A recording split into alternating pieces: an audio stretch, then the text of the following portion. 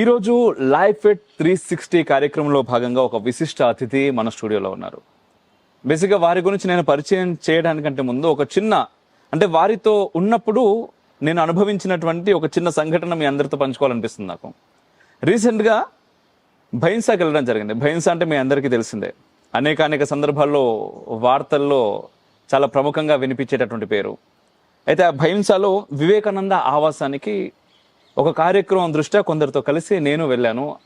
అక్కడ చాలా మంది యువకులు ఉన్నారు, కొంతమంది చదువుతున్నారు, కొంతమంది ఆల్రెడీ చదివి వెళ్ళిపోయిన వాళ్ళు మళ్ళీ అక్కడికి వచ్చి ఆ రోజు వారి అనుభవాలను పంచుకుంటా ఉన్నారనమాట. పంచుకుంటున్నప్పుడు నాతో పాటు ఈరోజు మన స్టూడియోలో ఉన్నటువంటి అతిథి ఆ రోజు నాతో పాటు ఉన్నప్పుడు వారు అడిగినటువంటి ఒక ప్రశ్న. అప్పటికి అనేక మంది అనేక ప్రశ్నలు అడిగాం, చాలా సమాధానాలు అక్కడ నుంచి వచ్చాయి మాకు. ఏమవుతారు అని కూడా ఆటోమేటిక్గా అడుగుతాం కదా, యూత్ చదువుతున్నారు అన్నప్పుడు మీరేం కాబోతున్నారు, మీరేం అవుతారు అని చెప్పేసి చాలా అరుదుగా వచ్చేటటువంటి ప్రశ్న.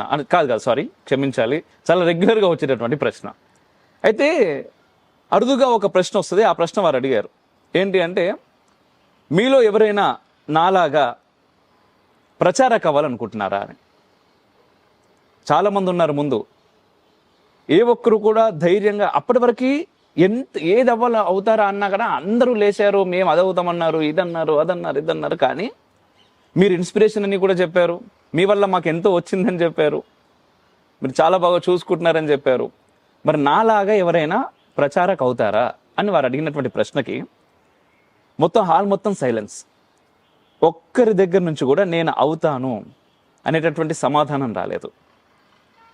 సో వారు వాసు ఉస్నుమర్తి గారు and Sevabharati state organization secretary. Sir, ఎలా ఉన్నారు? నమస్తే, చాలా బాగున్నాం. యాక్చువల్గా అన్నిటికంటే మించి చాలా ప్రశ్నలు ఉన్నాయి, చాలా అడగాలని ఉంది నాకు మిమ్మల్ని. అయితే ఆ రోజు నేను అనుభవించినటువంటి సంఘటన ఏదైతే ఉందో, నాలాగా ఫుల్ టైం ప్రచారకగా మీరు ఎవరైనా అవుతారా అన్నప్పుడు, అప్పటి వరకు పిల్లలందరూ కూడా చాలా సరదాగా ఉన్నారు మీతో.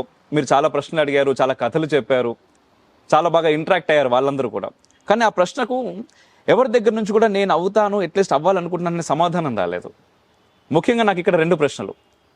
ఫుల్ టైం ప్రచారక బాధ్యత ఏంటి, అండ్ అక్కడ ఉన్నటువంటి పిల్లలు ఎవరు కూడా నేను అవుతాను అనే సమాధానం రానప్పుడు మీకేమనిపించింది? అయితే ప్రచారక యొక్క వ్యవస్థ గురించి మొదట కొంత అందరికీ తెలిస్తే మంచిది. ఖచ్చితంగా చాలా మందికి సంఘ తెలుసుకోవాలనుకున్న వాళ్ళకి ప్రచారక అనగానే ఆ పదం రెగ్యులర్ వాడే దాంట్లో ఇది కొద్దిగా ఏదో వీడు పాంప్లెట్లు పంచుకుంటాడు, లేదా పోస్టర్లు అంటిస్తాడు, లేదా పుస్తకాలు పంచుతారు, ఇలా ప్రచారం చేసే ఒక వ్యక్తులేమో అని అనుకుంటారు జనరల్. ఆ పదం కానీ సంఘ నిర్మాత ఎప్పుడైతే ప్రచారక వ్యవస్థను ప్రారంభం చేశారో డాక్టర్ హెడ్గేవార్, ఇది ఒక యూనిక్ ఒక పద్ధతి కావచ్చు. ఈ ప్రచారక అన్న వ్యవస్థ అన్నది ఒక యూనిక్ పద్ధతి. అది ఎవరైతే ప్రచారకగా రావాలనుకుంటారో, అందుకనే నేను అందరికీ చెప్తుంటాను, సంఘంలో 2 రకాల కార్యకర్తలు ఉంటారు అని. ఒకరు గృహస్థులు అయి ఉండి, గృహం ఉంది కాబట్టి, భార్య పిల్లలు ఉన్నారు కాబట్టి ఉద్యోగం చేయాలి, వ్యాపారం చేయాలి, సంపాదించాలి, కష్టాలు నష్టాలు భవసాగర్ అంతా ఈదవలసిందే వాళ్ళు.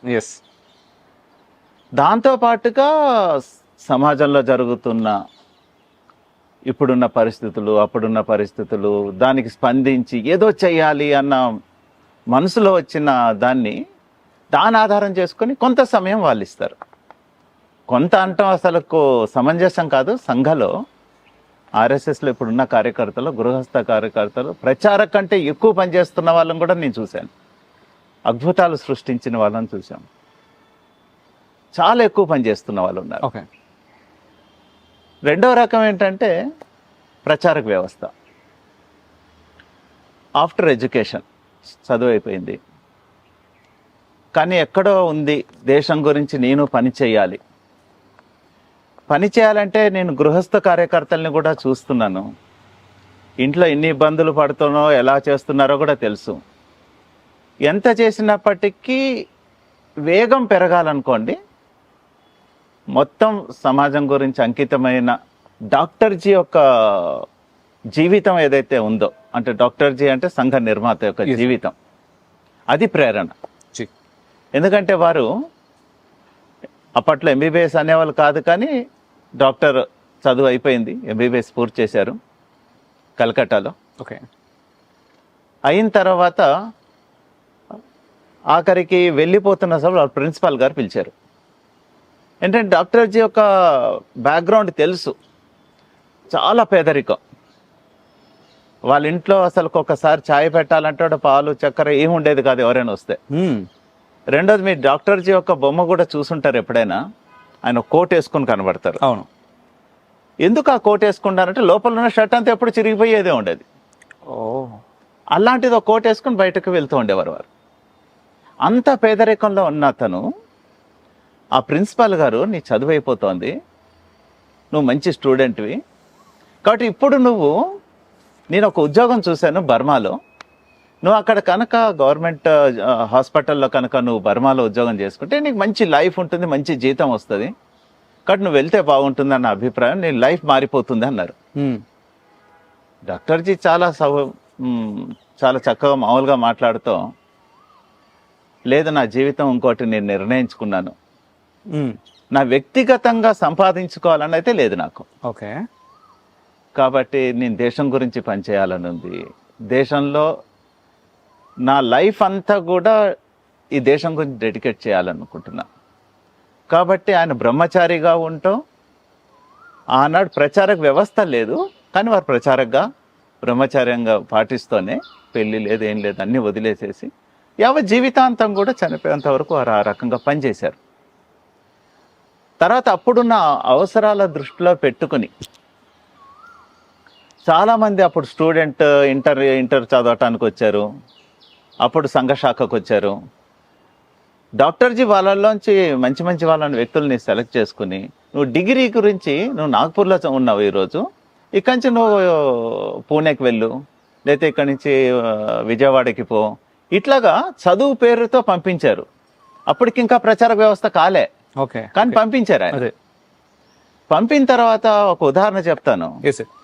వారు ఒక యాదవరావుజీ అని ఒక జ్యేష్ఠ ఇలాంటి కార్యకర్త, చిన్న పిల్లవాడు, చదువుకున్నాడు, అన్నీ అయిపోయిన తర్వాత వేరే వాళ్ళని ప్రచారంగా వెళ్ళమని డాక్టర్ జీ అన్నారు చదువు అయిపోయిన తర్వాత. కానీ యాదవరావుజీని అడగట్లే ఆయన. ఈయనకుంది నేను వెళ్ళి ఏదైనా చేయాలి, అందరినీ ప్రచారంగా పంపుతున్నారు, నన్ను పంపట్లేదని. అప్పుడు ఒక విధంగా యాదవరావుజీ అది డాక్టర్ జీ ఎదుర్కొండే చెప్తే, వారు పక్క వారితో చెప్తున్నారు, డాక్టర్ ఈయనతో కూడా చెప్పకుండా పక్కన వాళ్ళతో, కొంతమందిని అడగక్కర్లేదు, కొంతమందిని అడిగితే వెళ్ళే వాళ్ళు ఉంటారు, కొంతమంది సమాజ పరిస్థితి చూసుకుని వచ్చేసే వాళ్ళు ఉంటారు, అందరినీ అడగవలసిన అవసరం లేదు అన్నారు. ఇంకా నేను సూట్ కేసు పట్టుకుని కార్యాలయంకి వచ్చేసాడు ఆయన. ఇట్లాంటి ఉదాహరణలు, ఎందుకంటే సమాజాన్ని చూస్తున్నప్పుడు సమాజ అవసరాల దృష్టిలో మనకంటూ ఒక కర్తవ్యం ఉంది. భూమి మీద పుట్టాం, మనం ఈ దేశంలో పుట్టామంటే ఏదో ఒక కారణం చేత పుడతాడు. ప్రతి మనిషికి ఏదో కారణం ఉంటుంది పుట్టడానికి. ఆ పుట్టింది ఎందుకోసం అని తెలుసుకున్న రోజున అతని లైఫ్లో ఒక మిషన్ స్టార్ట్ అవుతుంది. అది తెలుసుకోకపోతే సాధారణంగా నడుస్తుంది. అద్భుతం. కాబట్టి ఆ రియలైజేషన్ కావచ్చు, లేకపోతే ఆ జ్ఞానం కావచ్చు, వాట్ ఎవర్ మేబీ, అది వచ్చింది కాబట్టి మేము ప్రచారంగా వచ్చాం, అంతకంటే గొప్పగా ఏం లేదు. చాలా బాగుంది.